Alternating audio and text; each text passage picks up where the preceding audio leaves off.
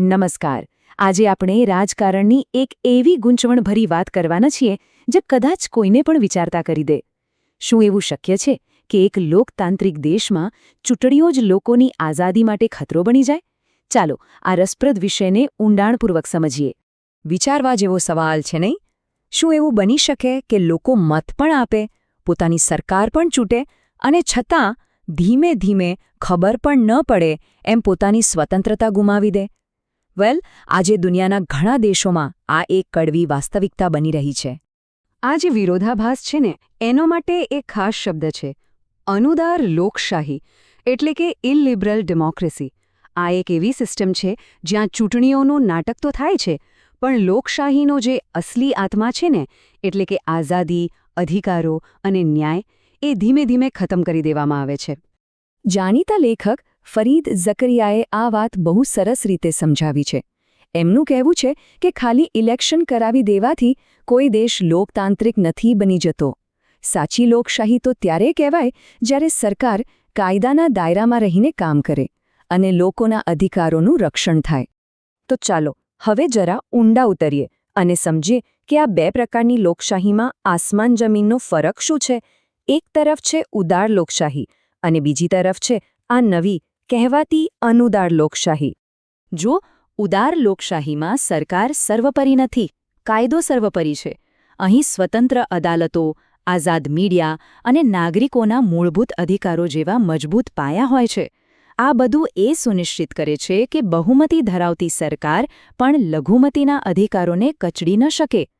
હવે જરા આ ટેબલ પર ધ્યાન આપો. આ સ્પષ્ટપણે બતાવે છે કે અનુદાર સિસ્ટમ કેવી રીતે લોકશાહીના મૂળિયા કાપે છે. ચૂંટણીઓ તો થાય છે, પણ મેદાન બધા માટે સરખું નથી હોતું. ન્યાયતંત્ર, જેણે લોકોને ન્યાય આપવાનો હોય, એ જ સરકારના ઇશારે કામ કરવા લાગે છે. મીડિયા સરકારની ટીકા કરવાને બદલે એની ભક્તિ કરે છે અને વિરોધ પક્ષને એટલો નબળો પાડી દેવામાં આવે છે કે તે અવાજ જ ન ઉઠાવી શકે. આ બધું માત્ર થિયરી નથી. આ હકીકતમાં કેવી રીતે થાય છે એ સમજવા માટે હંગેરીનું ઉદાહરણ એકદમ પરફેક્ટ છે, જ્યાં વિક્ટર ઓર્બાનના શાસનમાં આ મોડેલને સફળતાપૂર્વક લાગુ કરવામાં આવ્યું. જુઓ, ઓર્બાને કેવી રીતે એક પછી એક પગલાં ભરીને આખું તંત્ર બદલી નાખ્યું. સૌથી પહેલાં બંધારણ બદલીને બધી સત્તા પોતાની પાસે કેન્દ્રિત કરી લીધી. પછી અદાલતોમાં પોતાના માણસો બેસાડી દીધા. જે મીડિયા સરકાર પર સવાલ ઉઠાવતું હતું એને ખરીદી લીધું અથવા બંધ કરાવી દીધું. અને છેલ્લે ચૂંટણીના નિયમો જ એવા બનાવી દીધા કે વિપક્ષ માટે જીતવું લગભગ અશક્ય બની જાય. આખી રમત પાછળનો હેતુ શું? બસ એક જ. એક એવી સિસ્ટમ બનાવવી જ્યાં ચૂંટણીઓ તો થાય, પણ જીત હંમેશા એક જ પાર્ટીની થાય. આને જ રાજકીય નિષ્ણાતો ચૂંટણીલક્ષી તાનાશાહી કહે છે. અને એવું બિલકુલ ન વિચારતા કે આ આગ માત્ર હંગેરીમાં જ લાગી છે. આ એક એવી ચિનગારી છે જે ધીમે ધીમે દુનિયાના ઘણા દેશોમાં ફેલાઈ રહી છે. પોલેન્ડમાં પણ આવો જ પ્રયાસ થયો, પણ ત્યાંના લોકોએ 2023ની ચૂંટણીમાં સરકારને હરાવીને બતાવ્યું કે આ પરિવર્તનને રોકી શકાય છે.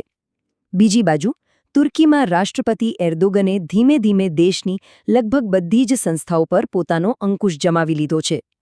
રશિયામાં તો આ ખેલ એક અલગ જ લેવલ પર પહોંચી ગયો છે. ત્યાં ચૂંટણીઓ એક નાટક જેવી બની ગઈ છે, જ્યાં પરિણામો પહેલેથી જ નક્કી હોય છે. સાચી સ્પર્ધા માટે કોઈ અવકાશ જ બાકી નથી. પણ જેમ કહેવાય છે ને, દરેક રાત પછી સવાર થાય છે. હંગેરીમાં પણ હવે કંઈક એવું જ થઈ રહ્યું છે, જે બતાવે છે કે આવી સિસ્ટમ હંમેશા માટે ટકી શકતી નથી. તો સવાલ એ છે કે 2024માં અચાનક એવું તો શું થયું કે ઓર્બાનની સત્તા ડગમગવા લાગી? કારણો ઘણા હતા.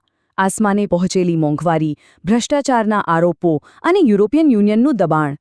અને આ બધાની વચ્ચે પીટર માગ્યાર નામના એક વ્યક્તિએ, જે પોતે સરકારનો જ એક ભાગ હતા, ભ્રષ્ટાચારનો પર્દાફાશ કર્યો અને લોકોને એક નવી આશા આપી. $30 અબજ. આ આંકડો નાનો નથી.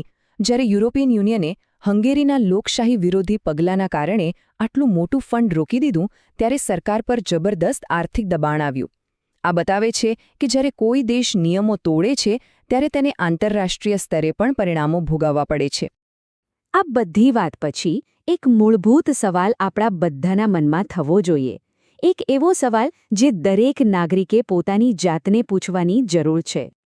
હજારો વર્ષો પહેલાં મહાન ફિલોસોફર પ્લેટોએ આ જ સવાલ પૂછ્યો હતો, જો લોકો પોતે જ એવા નેતાને ચૂંટે જે તેમની આઝાદી છીનવી લે તો શું તે યોગ્ય ગણાય?